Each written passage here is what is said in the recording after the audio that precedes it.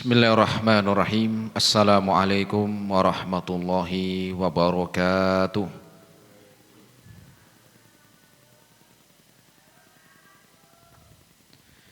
Innal hamdalillahi nahmaduhu wa nasta'inuhu wa nastaghfiruh. Wa na'udzu billahi min syururi anfusina was sayyiati a'malina. Man yahdihillahu fala mudilla lahu wa may yudlilhu fala hadiyalah. Ashhadu an la ilaha illallah wahdahu la syarika lah wa ashhadu anna Muhammadan abduhu wa rasuluh. Ma'asyiral muslimin jamaah, bapak-bapak dan ibu-ibu, ikhwan wal akhwat rahimani Allah wa iyyakum jami'an. Alhamdulillah, kita bersyukur kepada Allah Subhanahu wa taala di kesempatan sore hari ini. Kita masih diberikan kesehatan, taufik dan hidayahnya. Semoga amal ibadah kita Allah Subhanahu wa ta'ala menerimanya. Dan semoga ilmu yang kita dapatkan bisa kita amalkan sebagai bekal untuk menghadap kepada Allahu Rabbul Alamin.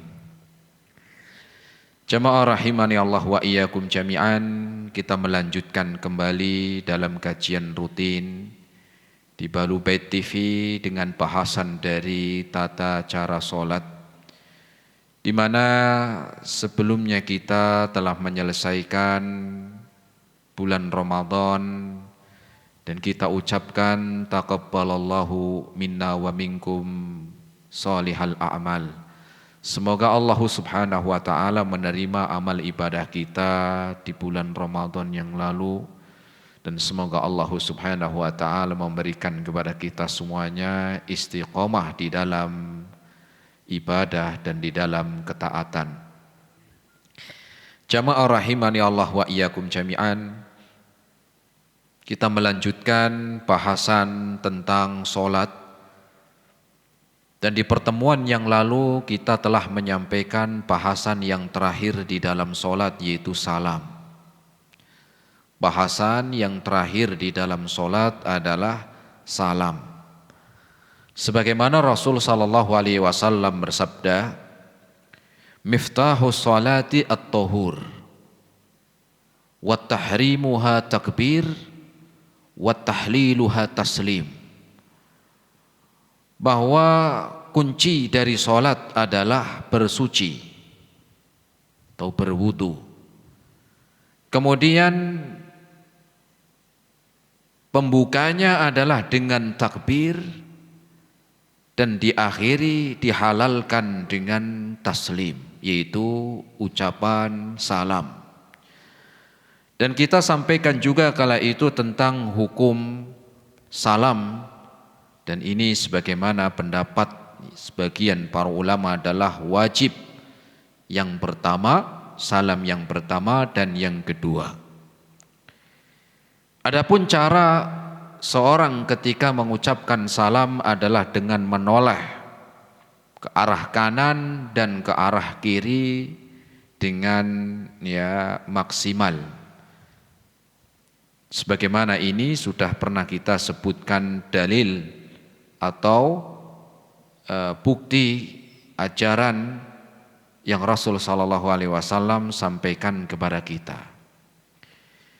Kemudian bacaan-bacaan salam yang sudah kita sampaikan adalah yang pertama adalah dengan Assalamualaikum warahmatullahi wabarakatuh, ini ke kanan dan ke kiri.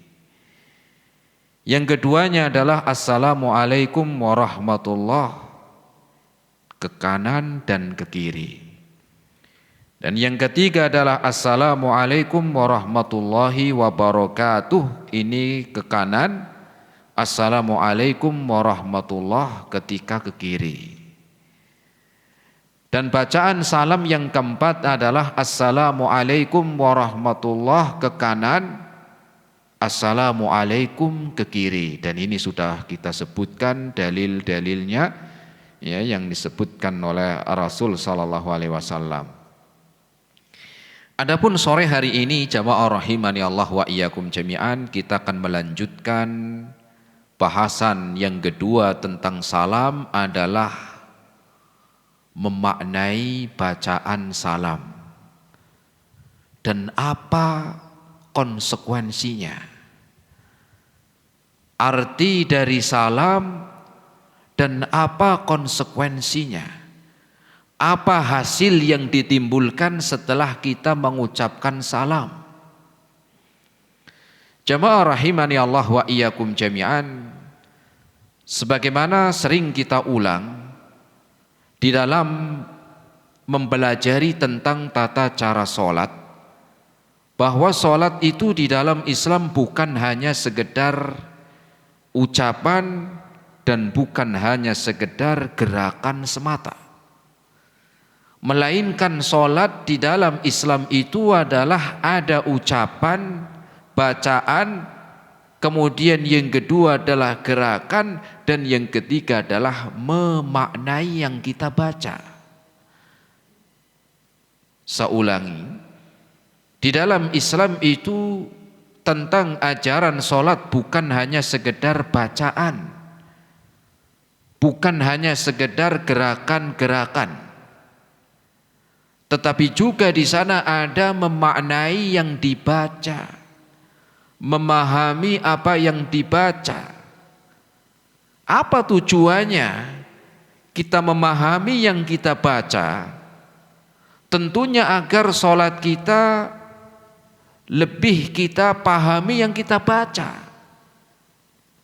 Dan ini akan memberikan bertambahnya khusyuk di dalam sholat.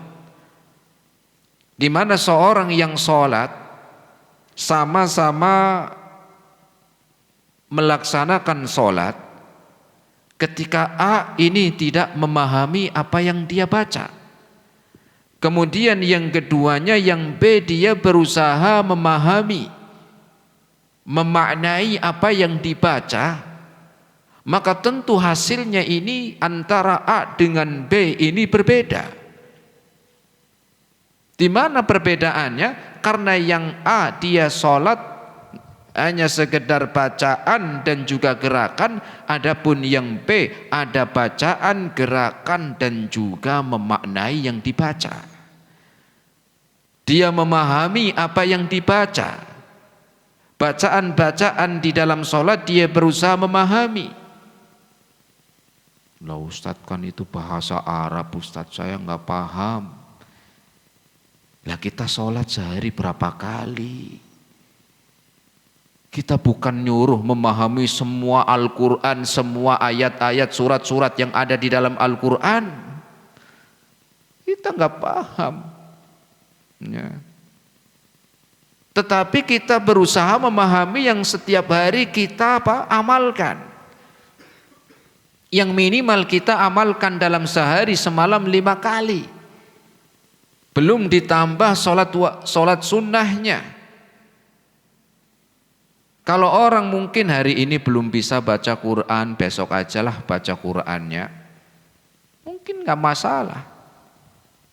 Tetapi kalau kita sholat, oh sekarang gak sholat, besok aja, ya dosa. Kenapa? Karena hukumnya wajib. Sehingga kita diperintahkan memahami yang wajib kita lakukan dalam sehari minimal 5 kali dalam sholat. Masa gak paham-paham sih? Sudah berapa lama sholat? Ada minimal kita berusaha memperbaiki sholat kita. Bukan cuma hanya gerakan semata. Wong burung aja ya, burung. Tahu burung? Burung itu, ya itu ada burung yang bisa ngomong kayak menyerupai omongan orang. Burung beo. Burung beo itu dia akan bisa mengikuti ucapan manusia dengan seringnya dia dengar. Dengan seringnya dia dengar.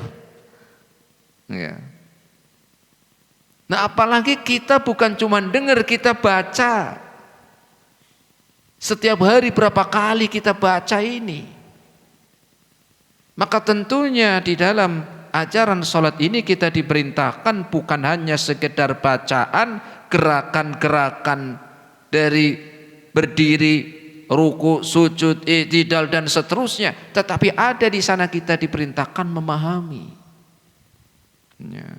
agar tujuan kita ya menambah kekhusyuan di dalam sholat dan kemudian memahami dalam hati kita, sehingga sholat ini akan memberikan efek di dalam kehidupan, memberikan efek positif di dalam kehidupan sehari-hari. Sehingga Allah Subhanahu wa taala berfirman, "Inna sholata tanha 'anil fahsya'i wal munkar." Sesungguhnya salat itu mencegah dari perbuatan keji dan mungkar. Ini menunjukkan salatnya dia punya efek positif. Salat yang dia lakukan ini membawa efek yang baik. Apa efek baiknya dari salat? Inna sholata tanha 'anil fahsya'i wal munkar. Memberikan pengaruh positif dengan apa? Mencegah dari perbuatan yang mungkar. Ya. Dan dia mencegah dari perbuatan keji dan mungkar. Maknanya ya memberikan efek mencegah dari perbuatan keji dan mungkar. Karena tidak sedikit orang yang sudah sholat, orang yang sudah melaksanakan sholat mungkin 5 waktu, tetapi juga perbuatan dolimnya masih jalan. Mungkin ada orang yang sudah sholat, ya, tetapi sholatnya tidak memberikan efek positif. Ucapannya masih enggak baik, perbuatannya masih enggak baik. Ya. Kenapa padahal sholat Allah sebutkan inna sholata tanha 'anil fahsya'i wal munkar? Bukankah Allah sebutkan sholat itu mencegah dari perbuatan keji dan mungkar? Kenapa ada orang sholat tapi tidak memberi efek demikian? Karena mungkin dia sholatnya itu hanya sekedar gerakan semata. Mungkin sholatnya itu hanya bacaan-bacaan yang dia tidak paham. Sehingga kita memaknai bacaan di dalam sholat agar memberikan kekhusyuan di dalam sholat dan juga memberikan efek positif di dalam kehidupan sehari-hari. Terus apa maknanya? Kita langsung artikan dari Assalamualaikum warahmatullahi wabarakatuh. Karena sudah mencakup semuanya. Karena ada Assalamualaikum, Assalamualaikum warahmatullahi, Assalamualaikum warahmatullahi wabarakatuh. Maka kita bahas yang paling panjang karena ini sudah mencakup. Ya. Jamaah rahimani Allah wa iyyakum jami'an. Assalamualaikum. Makna dari Assalamualaikum, semoga Allah melimpahkan keselamatan atas kalian. Ini doa. Semoga Allah melimpahkan keselamatan kepada kalian. Kita hidup di dunia jemaah, pengen mendapatkan selamat. Bukan selamat ucapan, selamat, bukan. Tetapi lebih dari itu kita pengen mendapatkan keselamatan itu dengan hakikat keselamatan. Bukan cuman selamat dapat jabatan, selamat dapat anak, selamat dapat uang. Belum tentu jabatannya itu menyelamatkan, belum tentu keluarganya menyelamatkan, belum tentu juga hartanya menyelamatkan. Maka doa di sini bukan cuma sekedar selamat ucapan, tetapi selamat hakiki di dalam kehidupan. Baik kehidupan di dunia ataupun nanti di hari kiamat. Kita pengen semuanya mendapatkan keselamatan. Maka di dalam sholat kita saling mendoakan. Sebagaimana doa di dalam tasyahud kita saling mendoakan. Juga di dalam sholat Assalamualaikum. Ini doa semoga Allah melimpahkan keselamatan kepada kalian.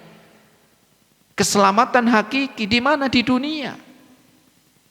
Apa di dunia contohnya? Selamat keluarganya, selamat hartanya, selamat jabatannya. Selamat keluarganya, anaknya menjadi anak-anak yang soleh dan solihah. Ini selamat. Pasangannya adalah pasangan yang soleh ataupun solihah.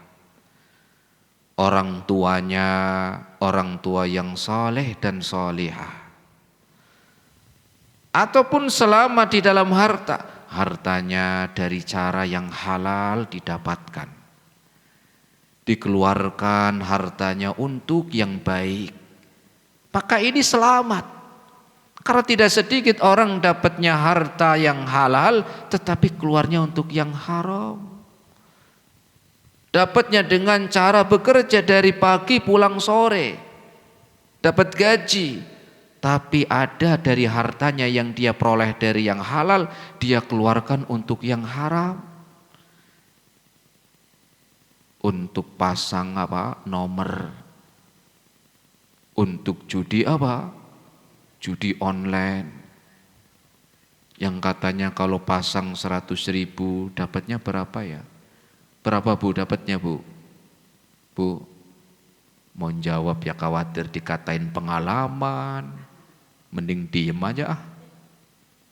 Ya. Kemudian juga diantaranya keselamatan hakiki kesehatan. Kita mengharapkan kesehatan, keselamatan dari kesehatan kita. Kesehatan yang kita gunakan untuk ketaatan. Karena banyak orang yang diberi sehat tapi enggak selamat. Betul jemaah. Banyak orang yang maksiat, banyak orang yang zalim, banyak orang yang enggak baik, orang yang sehat. Betul. Menunjukkan kesehatan yang enggak selamat.